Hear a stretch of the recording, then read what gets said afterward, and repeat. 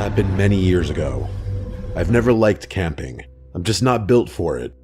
The dirt, the bugs, the uncomfortable nights in a sleeping bag that somehow always end up feeling like a rock by morning. Unfortunately, I've been camping more times than I can count, though never by choice. My dad is one of those rugged, wilderness-loving types, and every summer when I was a kid, he dragged me out into the woods with his equally rugged friends to disconnect from technology and reconnect with nature.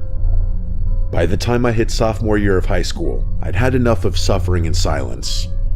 I finally convinced him to let me bring a friend along to make the whole thing a little more bearable.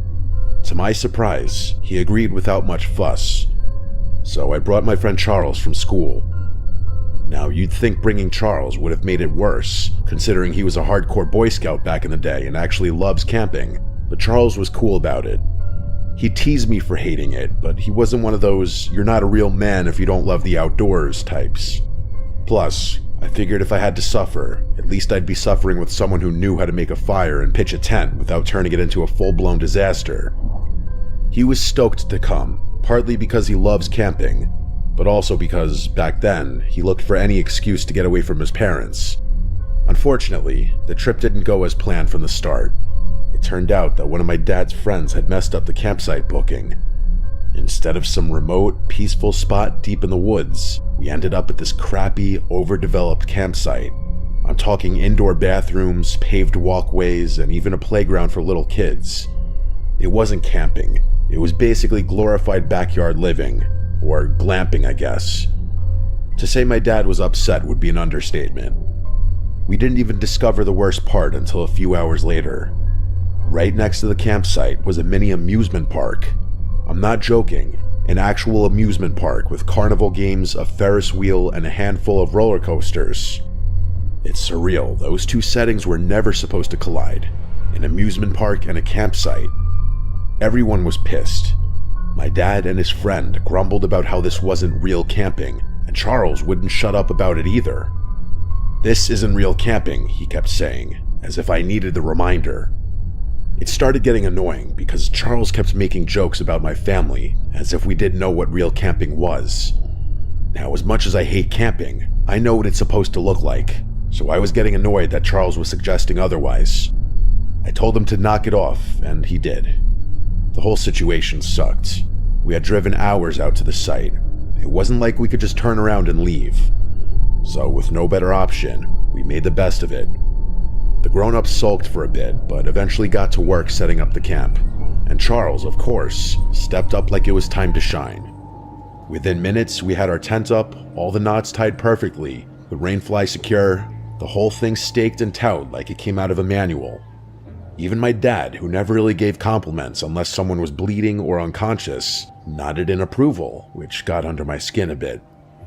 Charles and I were sharing a tent, and once everything was set up and dinner was done, we slipped away for a bit under the excuse of organizing our stuff. The truth was, Charles had brought a little metal pipe and some weed in an old Altoids tin. Nothing crazy, just enough to take the edge off. I should mention that Charles and I were in that delinquent phase of life, where we liked causing trouble and hanging around in places we didn't belong. I don't smoke weed anymore, and part of me will always wonder if the only reason I ever did was because I was trying to stick out and defy the norm. Anyway, the two of us snuck into the woods and smoked, chuckling to ourselves the entire time.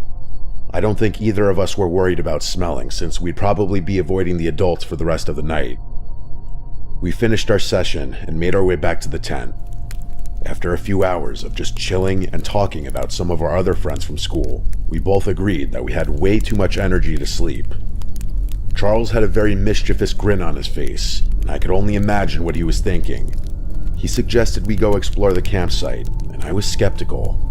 That is, until I realized he meant explore the amusement park, which instantly piqued my interest. He said it would probably be a piece of cake getting to the top of one of those roller coasters. Climbing stuff was something we loved doing back then, and the thought of climbing a roller coaster was exhilarating. So after we were sure everyone was asleep, we made our move. It was really late by then, well after midnight. We grabbed our flashlights and headed to the fence surrounding the park. It wasn't even that hard to climb, just a little boost from Charles and we were in. The place was dark, but there were security guards patrolling, and every so often, we'd hear the hum of a golf cart making its rounds. It felt like we were in some kind of stealth video game, sneaking around and trying not to get caught. We progressed through the park slowly, ducking behind buildings and keeping an eye on the patrol. At one point, we had to sprint across an open stretch of road to avoid a guard. It was actually really thrilling, but also scary as hell. It's a hard feeling to describe. Everything seemed like a game, but both of us knew the consequences would be harsh if we were caught. We finally made it to the base of the roller coaster, and from up close, it looked way bigger than it had from the campsite. We spotted the maintenance stairs running up alongside the main ascent and didn't hesitate. The metal rungs clang softly under our feet as we climbed, one step at a time, trying not to make too much noise.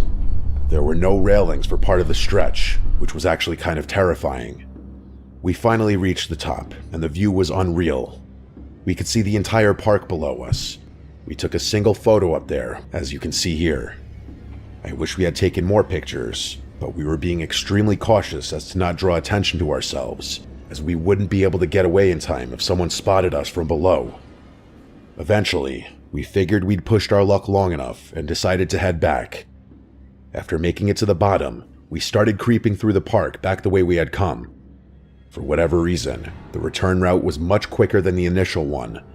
Maybe the patrol wasn't as intense or something at that hour. I really couldn't tell you. We were maybe 5 minutes from the spot we'd hopped the fence when we had to stop. One of the guards was making a round in a golf cart, so we had to quickly duck behind a snack shack and wait for them to pass. That's when I noticed something move in the dark. At first I thought maybe I imagined it, or maybe it was a shadow from the golf cart's headlights bouncing off something weird. But then Charles tapped my arm and pointed in the same direction. I focused my gaze a bit more and confirmed it. About 30 feet away, just barely visible in the darkness between two buildings, was another person. They were crouching down just like us, like they were also sneaking around and trying to avoid the guards. It didn't look like a kid though. The worst part about it was that I was fairly confident they were looking directly at us. At this point, we were actually kind of scared. Between the patrolling guards and now this, the situation was getting a little overwhelming. As much as we wanted to, we still couldn't move. The guards still hadn't passed yet. I kept my eyes glued to the figure, and they actually started moving. They darted across a patch of open ground and right through the little spill of light coming from a nearby street lamp. For a split second, I saw him clearly. It was a man like I suspected. He was wearing tattered clothing and had this really awkward stride like he was injured or disfigured, but none of that was as unsettling as the dark liquid smeared across his face. It looked like blood. Charles saw it too, and the two of us exchanged a really terrified look. Eventually the man ducked out of sight. The guard finally passed us and we kept moving. We didn't say a word as we made our way back to the fence. I kept checking over my shoulder every few seconds, convinced we were being followed, but no one was there. We made it back to the fence, scaled it the same way we came in, and dropped down on the other side. The difference was, this time we didn't laugh about it. All I wanted was to be back in the safe confines of our tent. I could tell Charles was thinking the same thing. By the time we made it back to our tent, neither of us brought up sleeping. We just lay there in our sleeping bags, trying to make sense of what we'd seen. The best we could come up with was that it was some homeless guy doing God knows what. A stupid explanation, I know, but we couldn't think of anything else. The next morning started off normally. We got up, had a bite to eat, and started packing our gear to go fishing. But around 10 a.m., one of the camp staffers came around to our tent site and gave us an announcement that the whole campsite was supposed to hear. Apparently, a man had been stabbed and killed the night before at a lake about 4 miles away from the campground. They weren't giving many details, but the guy who did it was still on the loose, and the local sheriff's office had asked all park rangers and campsite staff within a certain mile radius to be on high alert. They described him as a disheveled white male in his late 30s, shirtless, possibly bleeding, or with blood on his clothes. Then they instructed us to pack our things and leave for our own safety. Charles and I instantly connected the dots. It must have been that guy we had seen the night before. We kept our mouths shut. We didn't tell my dad. We didn't tell the rangers, and I still don't really know why. I know I'm gonna get a bunch of hate for this, and I get it, but at that age, I was more convinced with staying out of trouble than anything else. I still kick myself for not speaking up. My statement could have led to the capture of a dangerous person who may have gone on to commit more crime. I'm still close with Charles. We went to the same college, graduated together, and work in similar fields. This experience is something we don't often talk about, though. If I'm being honest, I think Charles feels much more guilty about not speaking up than I do. Mistakes and regret aside, though, I think it's crazy that my friend and I were mere feet away from a murderer on the run. I don't like thinking about what could have happened had we crossed paths that night.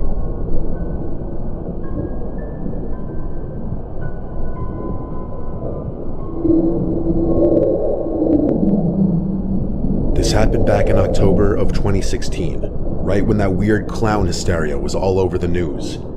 People were posting creepy clown sightings across the country. Most of them were obviously hoaxes or people just trying to get attention. But as you know, there were a couple true cases that were downright terrifying. What happened to me was one of them. I was 16, a junior in high school. I had just finished 7th period, and after saying goodbye to all my friends, I hopped on the 6 train heading uptown. The train was mostly empty, which was kind of unusual but not unheard of. I wasn't being very attentive to my surroundings. I had my headphones in, and I was blasting music. Drake, probably. To make matters worse, I was reviewing chem flashcards on my phone, so I was about as unaware as humanly possible. Never a good idea when traveling alone, but I knew the area well enough to know I'd probably be fine. I was planning to get off at 96th and walk home from there. Nothing unusual, just a regular Wednesday. But things went downhill really fast. We arrived at 96th, and I jumped out of my seat instinctively, barely even looking up to make sure it was the right station. That train ride was something I had done so many times that the routine had become second nature. Getting on and off was like a reflex. With my head still buried in my phone and my music still blasting in my ears, I made my way over to the doors. But as soon as they slid open, I realized out of the edge of my vision that something was obstructing my path. I looked up and realized some guy had stepped directly into the doorway, only it wasn't a normal person. It was a clown. He was wearing the full getup. Oversized rainbow pants, a baggy yellow shirt with red suspenders, giant red shoes, and this exaggerated white makeup smeared across his face. Red nose, blue eyebrows, the whole cartoon nightmare. The only thing missing was the wig. I was literally frozen in shock at the sight of him. Not only was I caught completely off guard, but until then, I had never been in such close proximity to something so bizarre. He didn't say anything, he just stood there, not trying to get on the train, but clearly preventing me from getting off. I snapped out of my haze and realized I had a good 5 seconds before the doors would close, so I had to do something. I tried to brush past him, but the literal moment I made contact with him, he leaned down in one fluid motion like he was trying to make sure we were face to face. Before he could grab or restrain me, I sprinted past him, and that's when he lurched forward in an attempt to tackle me. I dodged him and continued running, and he started chasing me. It was terrifying. There was no one else around, and I was being chased by a killer clown. The 96th Street station is relatively quiet in the early afternoon, so I was essentially on my own. I shot a glance behind me and saw him pursuing me, only his stride wasn't normal. He was running with this jerky motion like his limbs were disproportionate, but I was much more focused on what was now in his hand. It was what looked like a kitchen knife. I didn't know where he had been hiding it or what his intentions were, but I didn't care. I ran up the stairs and out of the station and immediately reported the situation to the police. He didn't follow me onto the street, but I was still pretty shaken up. The police sent someone down to the station, but he was gone by then. Even after talking to the police and being reassured that I was safe, I couldn't get the irrational thought out of my head that he somehow knew where I lived and was going to track me down later. But that obviously didn't happen. In fact, nothing else ever happened at all. I wouldn't be surprised if my story ended up on the news as one of the many strange clown encounters of 2016, although I can't say for sure. It took me a few weeks to fully get over this experience.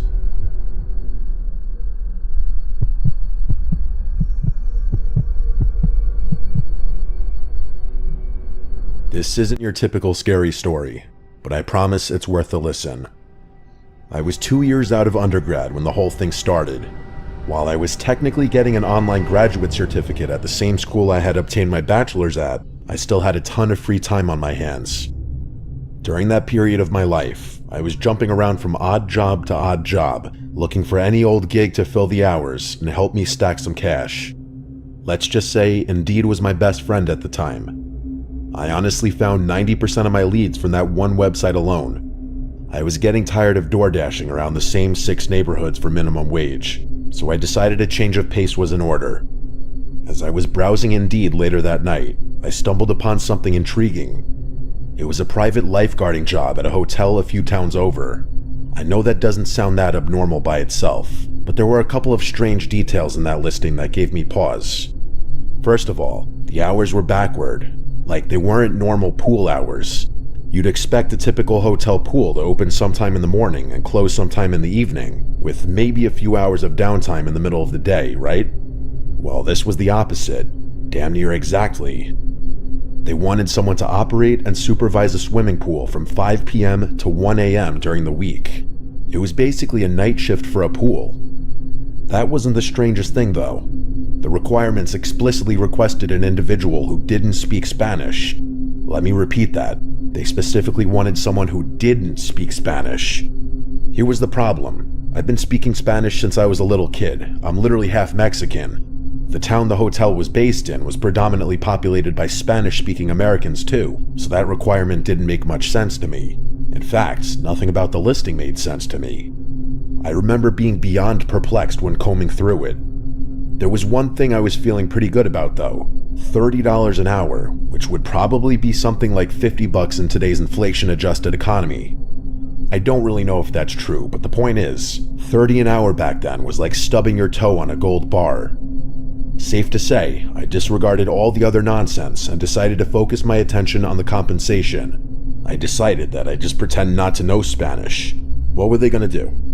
The gig must have been either brand new or in really low demand, because I heard back and was actually invited to interview within a few hours. Fast forward to the first day, I pull up to the hotel, and everything looks exactly how you'd expect. This pudgy Mexican-looking dude comes out to greet me, and the two of us exchange information and have a laugh. He was actually really friendly and pretty funny too, and his amiable demeanor put me at ease a little. But as we were walking into the complex, this other, taller guy turned a corner and started staring me down. I could tell right away that I was being profiled, and I started wondering whether having the first person to greet me behave so unimposingly was a ploy to get me to lower my guard.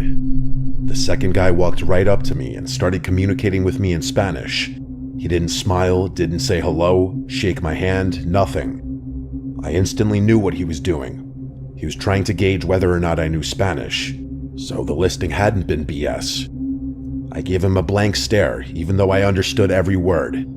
He wasn't saying anything crazy, by the way. He was just rambling about the weather or something. It wasn't important enough to remember. After a few seconds, I turned to the first guy, who turned to the taller guy, and then the two of them burst out laughing, like they had both been in on some practical joke. The taller guy flashed a smile, outstretched his hand, and said he was just messing with me. I went along with it, but I was a little weirded out. He introduced himself as Jefe, and the bigger guy as Esteban.